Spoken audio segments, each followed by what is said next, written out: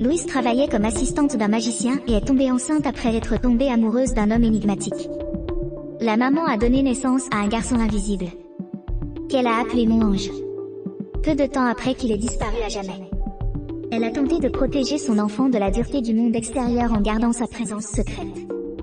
Elle a élevé seule le garçon invisible, s'occupant de son enfant et lui apprenant à écrire, à parler et à manger avec une cuillère. En grandissant, l'enfant a commencé à porter les vêtements et les chaussures de sa mère. Lorsqu'elle était plus jeune, la femme vivait dans une jolie petite maison au bord d'un lac, qu'elle décrivit un soir à son fils. Mais à cause de la maladie de Louise, il résidait désormais dans un service d'hôpital psychiatrique. Le jeune garçon rêvait d'apprendre à nager, mais il n'avait jamais quitté la chambre et n'avait aucune idée de ce à quoi ressemblait un plan d'eau. Un jour, en regardant par la fenêtre, « Est-ce que j'existe ?» jeune fille de la maison voisine. Méline semblait le fixer directement. Mais le jeune homme savait que personne ne pouvait le voir. Il décide de faire connaissance avec la voisine rousse après l'avoir vue jouer du piano le soir. Angèle quitte l'hôpital et la chambre le lendemain, lorsqu'il se retrouve dans la cour voisine.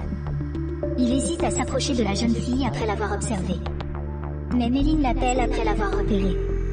Elle est aveugle, mais ses sens aiguisés lui permettent d'entendre l'enfant. L'enfant a eu le courage de se présenter sous le nom de Mon Ange. Méline, qui n'avait pas de compagnon, avait envie de jouer avec le garçon après avoir senti sa peau soyeuse. Il accepta sa demande car il n'avait jamais parlé qu'à sa mère. Le jeune homme informe sa mère qu'il s'est fait un copain une fois rentré dans le service.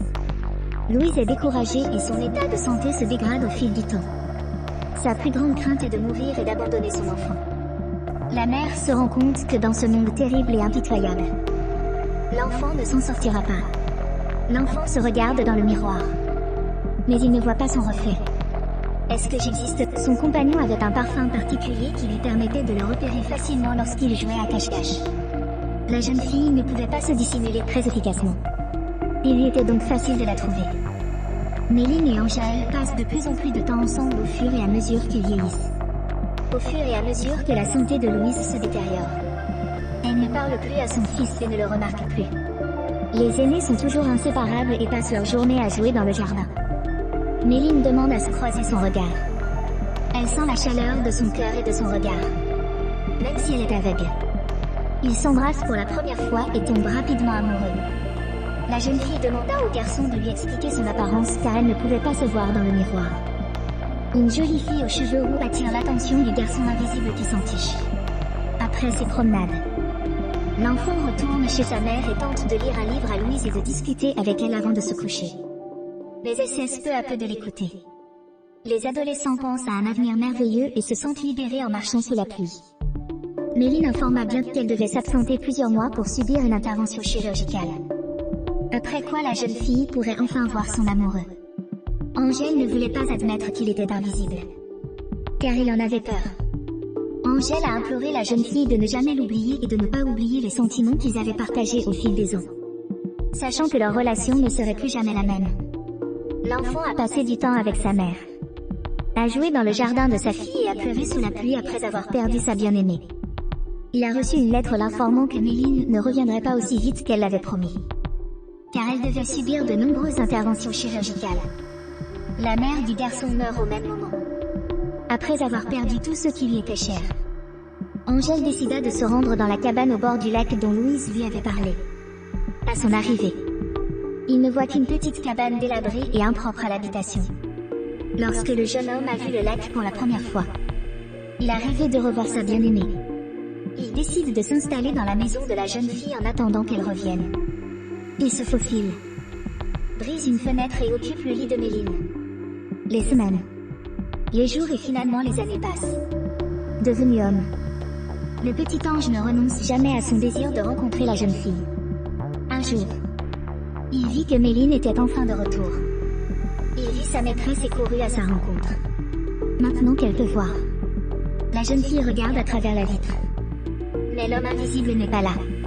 Angèle préféra l'observer de loin plutôt que de s'exposer à elle, car il savait que leur lien ne serait pas le même.